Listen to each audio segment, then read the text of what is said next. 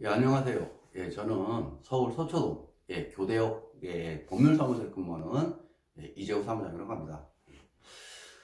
저 같은 경우는 지금 상속하고 이 가사사건, 유류분 이쪽을 만 11년째 전문적으로 하고 있습니다. 그래서 오늘은 유류분이나 상속재산 분할이 아니고 그 일반 가사사건인 친생 부인의 소송에 대해서 말씀을 드리겠습니다. 민법 규정에 의하면 이렇게 부부가 혼인신고를 하고 이혼을 하게 됩니다. 이런 경우에 자녀가 이 사이에서 출생을 하게 되죠. 이세가 민법 규정에 의하면 200일 혼인하고 200일 그리고 이혼하고 300일 이 사이에서 출생한 자녀, 그러니까 이렇게 이혼하고 300일, 혼인하고 200일 사이에서 출생을 하게 되면 당연히 이 법률상 부부의 자녀로 추정이 됩니다. 그렇기 때문에 출생신고를 하게 되면 당연히 그 아버지와 어머니는 이 법률상 부부의 법률상 부부가 부모로 올라갑니다. 그런데 요즘은 과거와 달리 그 주변에 이혼하는 부부를 흔히 볼 수 있습니다. 그러다 보니까 사실은 이혼이라는 게 갑자기 오늘 살다가 너하고 마음이 안 맞아서 야 내일 이혼하자 이렇게 되는 게 아니죠. 일반적으로는 서로 성격이 안 맞아서 쭉 오다가 여기서 별거를 하기도 하고 그러다가 장기간 별거를 하다가 이혼을 합니다. 이렇게 그러다 보니까 여기서 이제 아이가 출생하는 경우가 있고 여기서 아이가 출생하는 경우가 있습니다. 이 경우에 대해서 예전에는 다 친생자 관계 친생 부인의 소로 해결했는데 이런 경우는 좀 더 절차를 간소하게 해서 허가를 합니다. 허가. 친생 부인 허가라는 간이 절차로 재판 없이 이제 하게 됩니다. 법원에 서류 넣고 관련 서류 넣고 유전자 검사서 넣으면 법원에서 판사님이 서류 심사를 통해서 이 법률상 남편의 자녀가 아니다 이렇게 허가를 해줍니다. 그럼 그거 갖고 출생신고를 생부 밑으로 할 수 있습니다. 그런데 이건 그렇다고 아직까지 이 혼인기간 이 사이에서 출생을 해버리면 그거는 친생 부인의 소를 하게 되어 있습니다. 친생 부인의 소를 하게 되어 있습니다. 이 사이에 출생한 자녀는 당연히 이 추정을 받기 때문에 전 남편과 이혼한 이후라도 이 사이에서 출생을 하면 전 남편과 그 배우자인 부인의 자녀로 추정이 됩니다. 물론 그렇다고 해서 출생신고를 하지 못하는 건 아닙니다. 출생신고 할 수 있습니다. 그러면 왜 친생 부인의 소를 하느냐? 그냥 출생신고 안 하고 일반적으로 출생신고를 하게 되면 출생신고하죠. 출생신고를 하게 되면 아까 말씀드린 대로 친생 부인의 소 없이 출생신고하면 아버지가 전 남편이 올라갑니다. 물론 어머니는 생모가 되겠죠. 이렇게 됩니다. 그러니까 아이의 가족관계 등본을 띄면 아버지가 생모가 올라가는 게 아니라 전 남편이 돼버리고 아버지의 가족관계 등본을 띄면 이 아이가 전 남편의 자녀인 것처럼 됩니다. 이렇게 되면 나중에 바꾸려면 어떻게 되냐면 이거를 생부로 바꾸려고 한다. 출생신고한 다음에 생부로 바꾸려고 한다면 여기에서 친생자 관계 부존재 확인의 도를 받아야 됩니다. 뭐냐면 이 아버지와 전 남편과 이 아이 사이에는 친생자 관계가 성립하지 않는다 라는 판결을 받아야 됩니다. 물론 유전자 검사나 이런 걸 통해서 받을 수는 있습니다. 근데 받게 되면 어떻게 되냐면 가족관계 등록부에 이 아이가 이렇게 있다가 말소됩니다. 이게 말소. 이렇게 줄을 긋는 게 아니고 여기다가 친생자 관계 부존재라는 문구가 찍히게 됩니다. 가족관계 등록 딱 띄면 친생자 관계 부존재 확인 이렇게 시킵니다. 그 얘기는 이 아이의 기록에도 이게 남게 된다는 얘기죠. 그래서 결국 뭐 어차피 바꿀 거라는데, 그런데 이걸 안 하고 출생신고를 안 합니다. 출생신고를 안 하고 친생 부인을 합니다. 이렇게 먼저 친생 부인을 하면 이 아이가 법률상 배우자인 전 남편의 자녀가 아니라는 추정이 깨집니다. 전 남편의 자녀라는 추정이 깨지기 때문에 이거를 들고 이 판결문, 친생 부인에서의 판결문을 들고 출생신고를 하면 그대로 생부를 아버지에서 올릴 수 있습니다. 그러니까 이 두 가지가 있죠.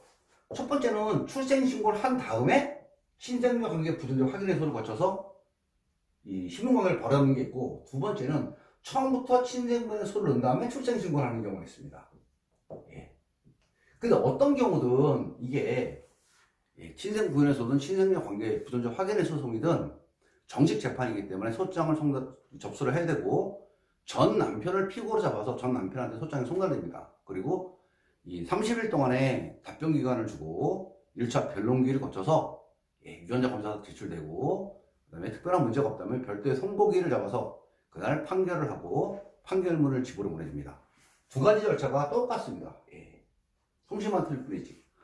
그러면 굳이 친생자 관계 부존재 확인 해소를 해서 자녀의 가족관계 등록부에 이런 사실을 남길 필요가 없죠.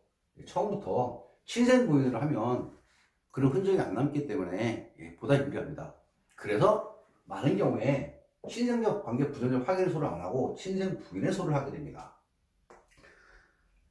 물론 어떤 분들은 이 호적을 늦게 출생하는 분들도 있습니다, 일부러. 근데 요즘은 출생 증명서가 없이는 출생 기록이 안 되기 때문에 그것도 안 됩니다. 옛날에는 증인 세워서 하기도 했지만 요즘은 그게 안 됩니다. 그러다 보니까 이제 친생 부인 해소를 하면 되는데, 아까 말씀드렸듯이 친생 부인 해소는 혼인 기간 중에 출생한 자녀만 해당합니다.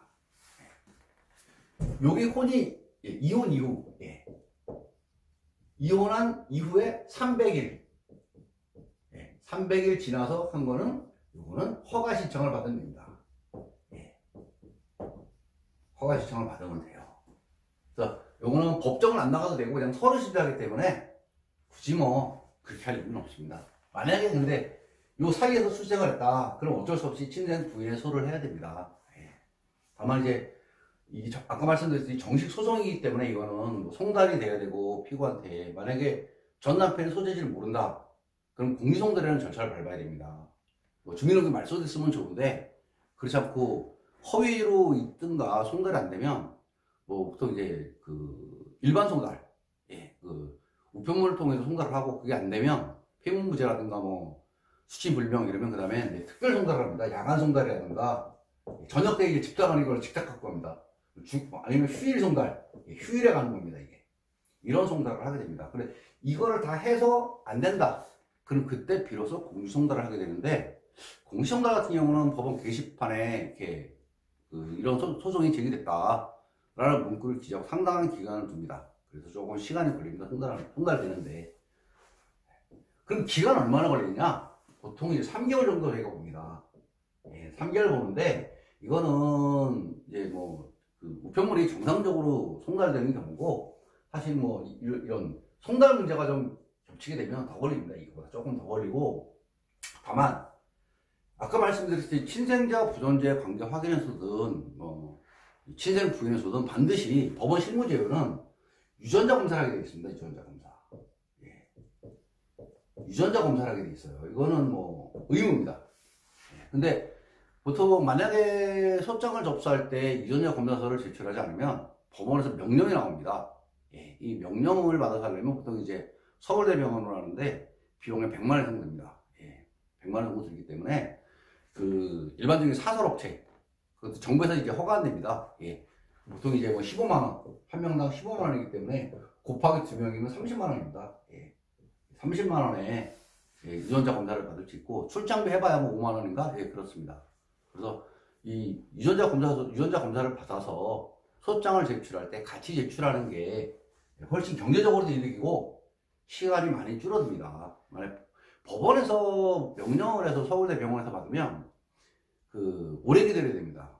예, 그 명령서 받고 일정 잡고 서울대 병원에서 하려면 오래 걸리기 때문에 시간도 길어지고 비용도 많이 들고, 그러니까 처음부터 예, 유전자 검사서를 예, 제출하면 됩니다. 그럼 누구하고 유전자 검사를 하냐?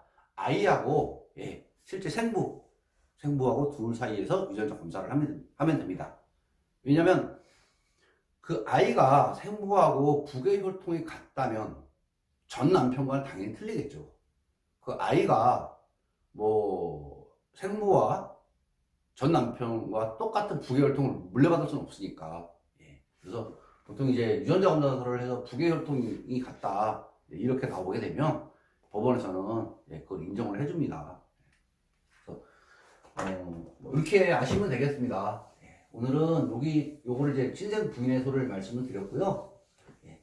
친생자 부존자는 요거하고 조금 틀립니다. 뭐 이중호족이라든가 뭐 입양의 효과 이런 거 여러 가지 문제점이 발생하는데, 통상 그거는 이제 상속이 관련됐을 때 예, 이런 문제가 발생을 합니다. 이제 출생신고 자체는 친생 부인의 소송으로 해결하시는 게 좋을 겁니다. 예. 그리고 항상 말씀드렸듯이 제가 뭐 예, 댓글은 이제 제가 말씀드리니까 달진 않으시더라고요. 직접 전화를 하시고 그러시는데, 궁금한 게 있으면 예, 제가 밑에 나중에 이제 동영상 올릴 때 전화번호를 넣을 거니까 이쪽으로 전화를 주시면 되겠습니다. 아, 그리고 뭐 해외에 계시든가 지방에 계셔서 꼭 친생 부인이 아니고 다른 문제라도 상속 쪽하고 가사 쪽에 대해서 궁금한 게 있으시고, 또는 전화로는 좀 부족하다, 좀 더 자세히 알고 싶다 그러시면 예, 비대면 상담을 저한테 신청하시면 됩니다. 예, 그 전화로 하셔가지고 기초적인 사실을 말씀을 해주시면 제가 준비를 해서 예, 그 시간 예약한 다음에 예, 비대면 상담이 가능하니까 예, 구체적인 상담을 원하시면 예, 비대면 상담을 요청하시기 바랍니다.